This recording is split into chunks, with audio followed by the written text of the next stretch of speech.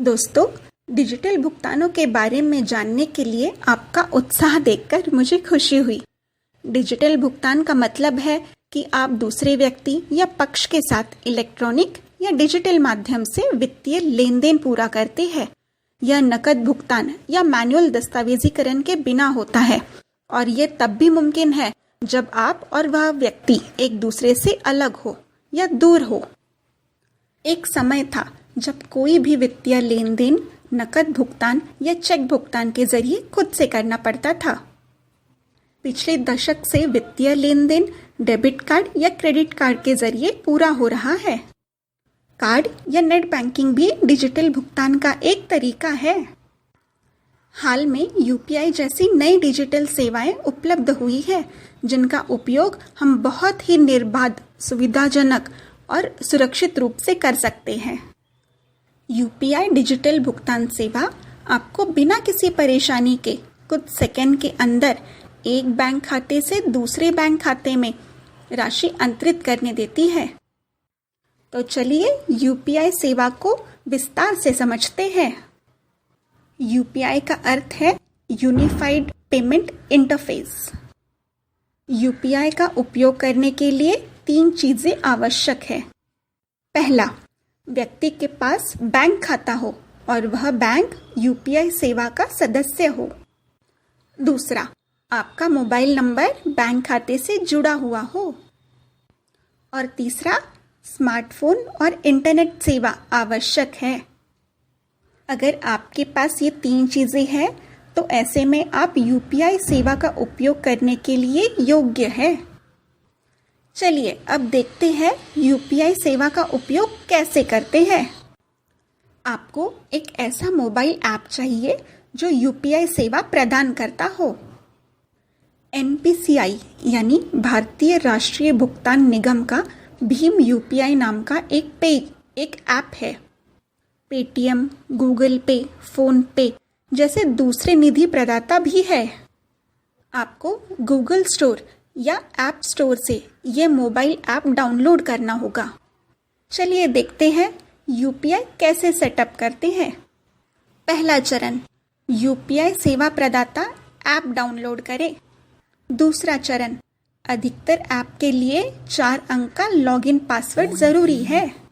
तीसरा चरण, आपके बैंक खाते को यूपीआई मोबाइल ऐप से जोड़ने के लिए आपको ओटीपी के जरिए आपका मोबाइल नंबर सत्यापित करना पड़ता है।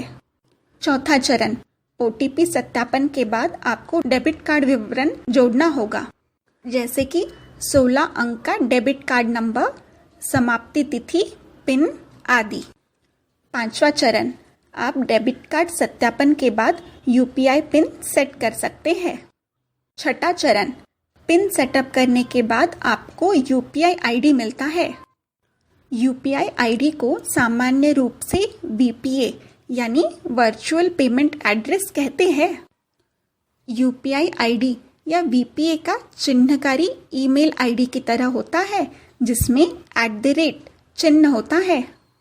यूपीआई आईडी बनने के बाद आप यूपीआई भुगतान का उपयोग शुरू कर सकते हैं। यूपीआई भुगतान को स्वीकार करने के लिए दूसरा पक्ष या व्यक्ति भी यूपीआई सेवा का उपयोग कर रहा हो। आप अपने यूपीआई आईडी से एक से अधिक बैंक खाते जोड़ सकते हैं। यूपीआई लेन देन करने के लिए 3 तरीके हैं। पहला, आदता के वीपीए पते का इस्तेमाल करके। दूसरा, आदता के बैंक खाते का नंबर और आईएफएससी कोड का उपयोग करके। तीसरा, क्यूआर कोड का इस्तेमाल करके। और हाँ, कृपया ध्यान रखें कि एनपीसीआई द्वारा प्रतिदिन की राशि की सीमा निर्धारित होती है।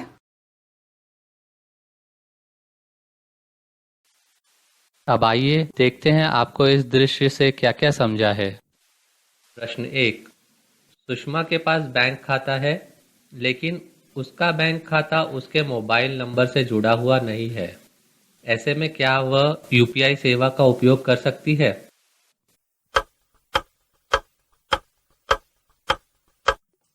उत्तर नहीं, मोबाइल नंबर बैंक खाते से जुड़ा हुआ होना चाहिए। प्रश्न 2, प्रदीप के पास यूपीआई सेवा है लेकिन उसके दोस्त राजू के पास नहीं। क्या प्रदीप यूपीआई सेवा की मदद से राजू को पैसे भेज सकता है?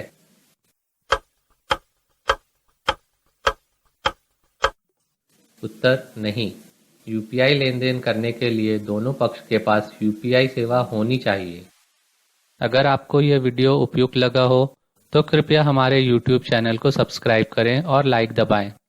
अर्थ शिक्षण उपक्रम में भाग लेने के लिए धन्यवाद।